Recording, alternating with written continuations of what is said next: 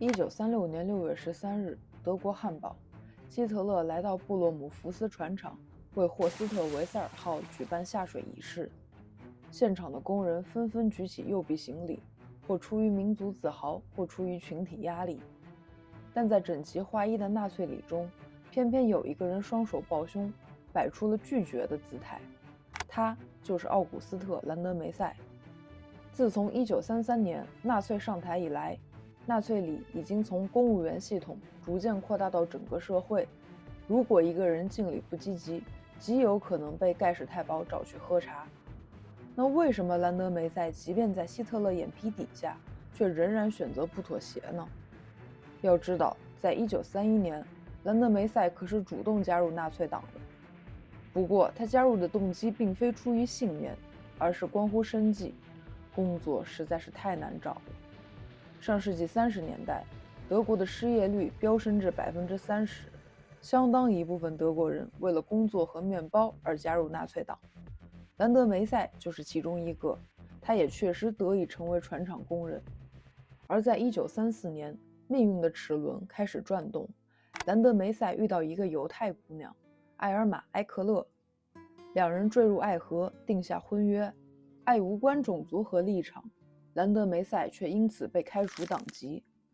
1935年9月15日，纽伦堡法案颁布，禁止德国人和犹太人结婚，而合法婚姻外的此类亲密关系都会面临种族玷污的刑事指控。如果兰德梅塞和埃克勒再早几个月登记结婚，情况可能会有所不同。这是因为，对于在法案颁布之前就已经登记的混血婚姻，也就是一方是德国人，一方是犹太人的情况，德国配偶的身份可以暂时保护犹太配偶不被驱逐。存在主义哲学家雅斯贝尔斯和妻子格特鲁德就属于这种情况。可法律是一回事，社会压力又是另一回事。德国当局曾3番5次威逼利诱雅斯贝尔斯，设法让他和犹太妻子离婚，还在1937年剥夺了他的大学教职。可是雅斯贝尔斯从未动摇。对于雅斯贝尔斯来说，如果背弃对妻子的责任，他的哲学也将毫无意义。他明确表示，如果格特鲁德被带走，他也会一同前往。可并不是所有混血婚姻都能经得住社会的压力。失业、亲友断交、孩子遭受歧视等等，让一部分德国人选择和犹太伴侣解除婚姻关系。而那些失去家庭保护的犹太人，归宿只有一个：集中营。在纳粹的高压统治之下，互相举报、揭发成为日常，人人自危，不惜出卖曾经的邻居、朋友，甚至是爱人，借此保全自身。这是集权政府最可怕的地方。汉娜·阿伦特认为，集权政府的本质不是暴政，而是全面恐惧。恐惧让人主动切断了与他人的连接，变成一个个单一的原子，活成单一标准的样子。安全的私人领域被摧毁，自由言行的公共空间也不复存在。孤独的原子最容易相信宏大叙事，整齐划一的动作和口号放大了确定性的幻觉。原子、集权、原子形成恶性循环。不过惯性并非决定论，人始终有选择的自由。即便兰德梅塞与埃克勒的婚姻不被承认，他们依然公开出双入对。集权并非铁板一块，当原子化的个人重新建立连接的时候，恐惧也会暂时让步。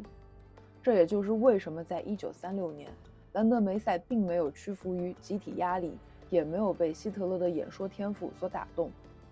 被科学包装的主义或许正确又美好，但是如果必须背弃家人来实现，那就让主义见鬼去吧。见识到了集体的疯狂，次年，奥古斯特和埃克勒试图带着女儿逃往丹麦，但却以失败而告终。1942年，埃克勒死于贝恩堡集中营，2年后，被编入惩戒营的兰德梅塞死于克罗地亚。不幸中的万幸是，他们的2个女儿得以幸存。1991年，德国《时代周报》刊登了这张照片，小女儿伊瑞尼在人群中认出了她的父亲。由此，兰德梅塞和埃克勒尘封的故事才为我们所知。在纳粹掌权期间，诸如兰德梅塞和埃克勒这样的悲剧反复上演。但是也有例外，那就是当原子化的个人大规模聚集的时候，成百上千个德国女人来到玫瑰大街，公开抗议盖世太保对他们犹太配偶的抓捕行动。这个时候，纳粹犹豫了。那是在1943年初，德军在战场上接连受挫，纳粹宣传部长戈培尔使出焦点转移的惯用伎俩，发起了驱逐所有德国犹太人的最后一击——工厂行动。在这之前，德国依然有一部分犹太男人在工厂里工作，他们中的大多数在纽伦堡法案颁布之前就已经和德国女人结婚。虽然这些德国女人遭受了各方面的压力，丢工作、遭白眼以及盖世太保隔三差五的心理战。你和犹太人结婚，你玷污了雅利安血统，你是德意志的敌人。但仍有一部分德国女人没有和犹太配偶割席，在柏林，这个数字是1800，这也就使得1800名犹太男人暂时免遭集中营的厄运，而是被迫留在柏林的军需工厂里，被纳粹压榨劳动力。1943年2月27日，就在戈培尔发起最终驱逐之后，约1万名犹太工人被盖世太保抓捕，等待他们的将是开往集中营的列车。在这之中，柏林的1800名犹太工人暂时被关押在玫瑰大街的一栋大楼里。这栋大楼曾经是柏林犹太社区的行政楼，后来成了盖世太保的临时监狱。当德国女人们听闻抓捕消息，她们自发走出家门，聚集在玫瑰大街，要求盖世太保释放他们的丈夫。盖世太保曾多次威胁要逮捕这些抗议者，甚至一度举起了手枪。很难说这是不是虚张声势，盖世太保并不会因为他们是德国人就手软。就在几天前，白玫瑰反抗组织的索尔兄妹刚刚被处以死刑。盖世太保抓捕他们的时候，这对兄妹正在散发自制的第6份传单。然而，恐惧没有让玫瑰大街的女人们退缩，她们手拉着手，重复他们的诉求：把我们的丈夫还回来。连续7天，抗议的人从最开始的200增加到上千。与此同时，越来越多的党卫军来到玫瑰大街支援，他们全副武装，架起机枪，手指扣在扳机上，只等一道命令。而女人们手无寸铁，她们只有握紧彼此的手，继续重复诉求。枪声终究没有响起，或许是玫瑰大街的抗议人数实在是太庞大了，出于舆论考量，纳粹领导层最终释放了玫瑰大街里的1800名犹太工人，甚至就连已经在奥斯维辛路上的30多个犹太人也被送了回来。